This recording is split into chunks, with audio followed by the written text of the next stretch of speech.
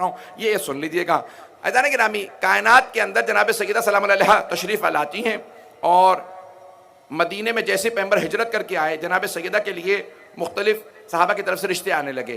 جناب سرور کائنات بس ایک ہی جواب دیتے تھے، غور سے سنیے گا اس کو، توہین کا پہلو کبھی بھی پیش نہیں کروں گا کیونکہ میں خود جانتا ہوں کہ جناب سیدہ سلام علیہ کے مقام اور عظمت ان کی کیا ہے۔ رشتے آنے لگے، جو مجھے بات کو پیش کرنا ہے، سرور کائنات مسجد میں بیٹھے ہوتے، کسی نے رشتے کے لیے ذکر کیا، پیغمبر نے ایک ہی جواب سب کو دیا کہ اس امر کا اختیار میرے پاس نہیں ہے۔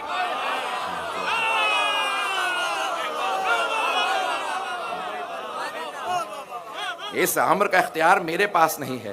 یہاں تک کہ کسی صاحب نے دوسرے سے کہا کہ آپ بھی جائیے کبھی رشتے کا ذکر کر دیجئے، تو پیغمبر اسلام نے وہی جواب دیا جو پہلے کو جواب دیا تھا۔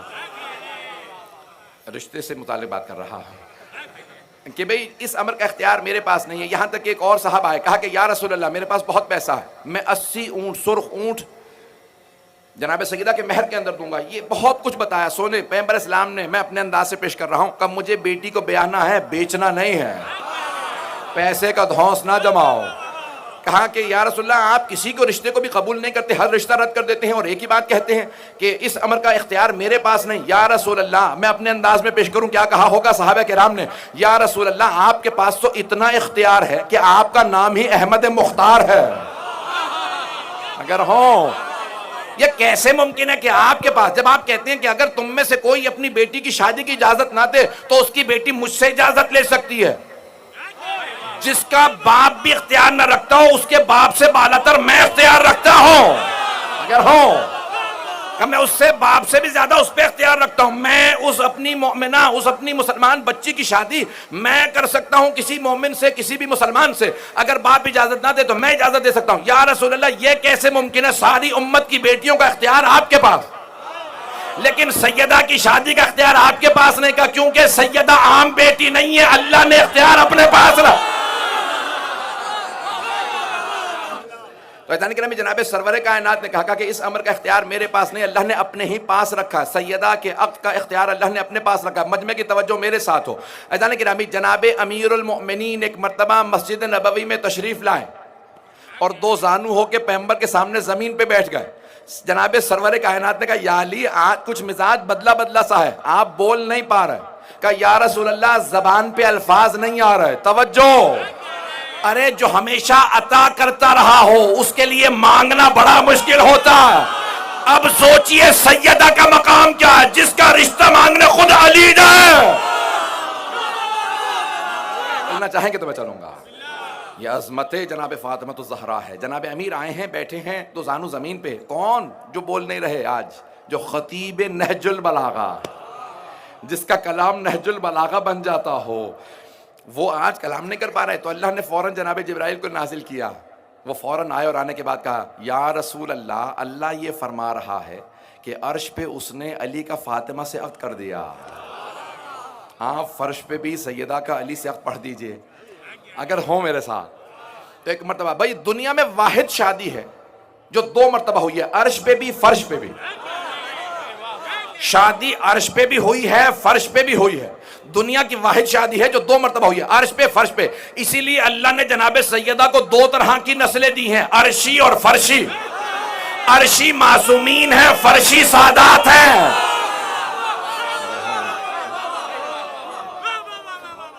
جانے گرامی، وہ عرش والی نسل ہے جو معصومین ہے۔ اگر بات پہنچ رہی ہو تو میں آگے بڑھ جاؤں۔ تو اب ایک مرتبہ جناب سرور کائنات نے کہا، آج یہ سارے مسائل میں انشاءاللہ پیش بھی کرنا چاہتا ہوں کہ مہر بہت زیادہ نہیں ہونے چاہیے۔ سرور کائنات نے کہا کہ یا علی میری بیٹی کے مہر میں کیا دیجئے گا؟ بات مکمل کر دوں نا؟ یا علی میری بیٹی کے مہر میں کیا دیجئے؟ مہر اسلام میں واجب ہے، جہیز مستحب ہے۔ پیغمبر نے واجب کو کیسے ادا کیا کہ یا علی جو آپ مہر دیں گے اسی سے میں جہیز دوں گا۔ اللہ اکبر، جہیز کو مصیبت نہ بنا لیں۔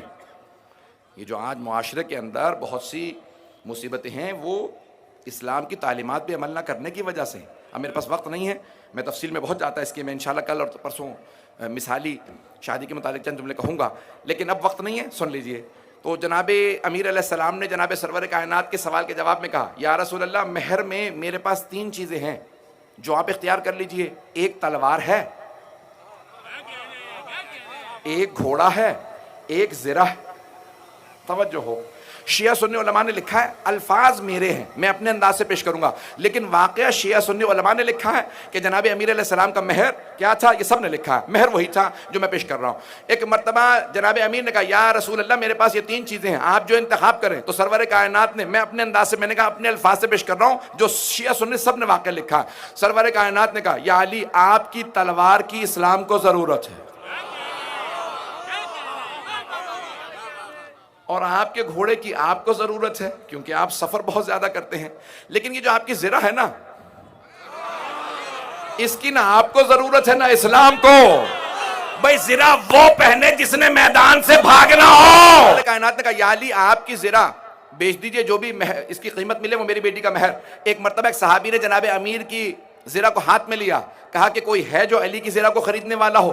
بہت غربت کا دور تھا، فقر و فاقے کا دور تھا. ایک صحابی نے کھڑے ہو کے کہا میں 500 درہم دوں گا. درہم یعنی چاندی کے سکے، سونے کا سکہ دینار کہلاتا تھا، چاندی کے 500 سکے بہت یعنی کم مہر. تو پیغمبر نے فرمایا سب سے خوش قسمت وہ بیٹیاں ہوتی ہیں جن کا مہر سب سے کم ہوتا. اعزان گرامی لیکن یہ دنیاوی ہے مہر جو میں پیش کر رہا ہوں. تو ایک مرتبہ سفینۃ البحار، شیخ عباس قمی کی سفینۃ البحار میں باب مہر فاطمہ، وہاں سے 2 جملے پیش کروں گا لیکن پہلی بات کو مکمل کر دوں. کہا کہ یا علی یہ مہر ہے 500 درہم، 500 درہم. صرف آپ نے اپنی زرہ بیچی اور وہ مہر دیا. پیغمبر نے اس سے ایک چکی لی، کچھ برتن لیے، ایک بچھونا لیا، ایک بستر لیا، ایک تکیہ لیا. کہا یہ میری بیٹی کا جہیز ہے. اب سمجھ میں آیا کتنا آسان ہے اسلام میں شادی کرنا. عزیزان گرامی میں جملہ پیش کر رہا ہوں. چھٹے امام سے پوچھا کہ مولا آپ کی دادی زہرا کا مہر کیا، مہر کتنا تھا؟ تو جناب امام صادق نے کہا وہ جو تم نے سنا ہے نا 500 درہم، 500 چاندی کے سکے، کہا وہ دنیاوی یا فرشی مہر تھا. وہ فرشی مہر تھا. کہا عرشی مہر میں بتاتا ہوں. بھئی فرش پہ شادی ہوئی، عرش پہ ہوئی. کہا فرش پہ 500 درہم جناب امیر نے دیا. سفینۃ البحار میں شیخ عباس قمی نے، جنہیں خاتم المحدثین کہا جاتا، انہوں نے فرمایا کہ صادق آل محمد نے کہا میری دادی کا عرشی مہر کیا تھا. کہ ایک مرتبہ اللہ نے کہا علی زہرا کے مہر میں کیا دے گا؟ پروردگارہ تو خالق ہے جو فیصلہ کرے. کہ پھر زمین کا تیسرا حصہ زہرا کے مہر میں. توجہ، کہ زمین کا تیسرا حصہ زہرا کے مہر میں، جنت کا چوتھا حصہ زہرا کے مہر میں، جہنم کا 5واں حصہ زہرا کے مہر میں. جسے چاہے فاطمہ جنت میں بھیجے، جسے چاہے جہنم میں بھیجے. کہ یہ جملے کہہ رہا ہوں کہ جناب سیدہ سے متعلق اگر کسی کے ذہن میں شبہ ہو نا کہ بھئی جناب سیدہ جسے میں نے جملہ کہا ہے کہ جسے چاہیں جنت میں بھیجیں، جسے چاہیں، پیغمبر نے حدیث کہی ہے، شیعہ سنی دونوں کتابوں میں ہے، علی قسیم الجنت والنار، علی جنت و دوزخ کے تقسیم کرنے والے. اور امام شافعی نے اپنے شعر میں بھی کہا ہے علی حبہ جنہ قسیم النار والجنہ وصی المصطفیٰ حقا امام الانس والجنہ. ترجمے کا وقت نہیں، امام شافعی کی ربائی میں نے سنا دی ہے. تو تاکہ کیونکہ شیعہ سنی موجود ہیں میں اس لیے پیش کرتا رہوں گا، کوئی بھی اختلافی بات نہیں پیش کروں گا، جو مشترک ہے جو متحد ہے وہی پیش کروں گا. توجہ ہے میرے ساتھ ذہن گرامی. اذان گرامی جناب صادق آل محمد نے کہا، جملہ میں مکمل کرنا چاہتا ہوں، اس میں مسائل پڑھ سکوں گا پڑھوں گا. امام نے فرمایا کہ زمین کا تیسرا حصہ میری دادی زہرا کے مہر میں ہے. زمین کا تیسرا حصہ. جب سائنس نے ترقی کی اور 20ویں صدی ہجری آئی تو سائنس نے دریافت کیا کہ زمین 2 حصے پانی ہے، 1 حصہ خشکی ہے. توجہ، سارے مجمع کی توجہ ہو. چھٹے امام فرماتے ہیں کہ اللہ نے 1/3 زمین میری دادی زہرا کے مہر میں رکھی ہے. پھر امام فرماتے ہیں کہ جو بھی روئے زمین پہ چلے اور میرے جد علی کا بغض رکھتا ہو تو وہ غصبی جگہ پہ چل رہا ہے.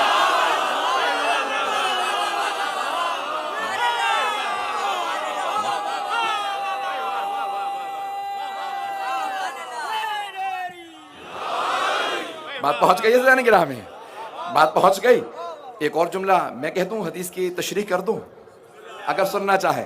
امام فرماتے ہیں جو بھی روئے زمین پہ چلے اور میرے جد علی کا بغض رکھتا ہو وہ غصبی جگہ پہ چل رہا ہے، کیونکہ یہ سارے کی ساری زمین میری دادی زہرا کے مہر میں چلی گئی ہے.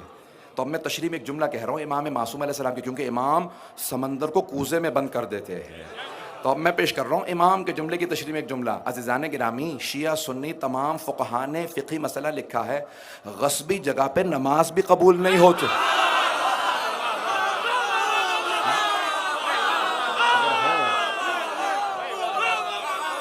ایسا ہی ہے یا نہیں ہے کہ تمام شیعہ سنی فقہا نے لکھا ہے کہ غصبی جگہ پہ نماز نہیں ہوتی. کسی کے گھر میں زبردستی چلے جائیں کہ میں نماز پڑھنے آیا ہوں، اے عبادت قبول نہیں ہے بلکہ الٹا گناہ ہے. اس پہ عذاب بھی ہوگا کہ دوسرے کی ملکیت میں غصبی طور پہ داخل کیسے ہوا. اب سمجھ میں آیا علی کی ولایت کتنا بڑا مسئلہ ہے. عزیزان گرامی، یہ جناب خاتون جنت ہے کہ جن کے اتنے مناقب ہیں، اتنے فضائل ہیں. اللهم صل على محمد وآل محمد. اللهم صل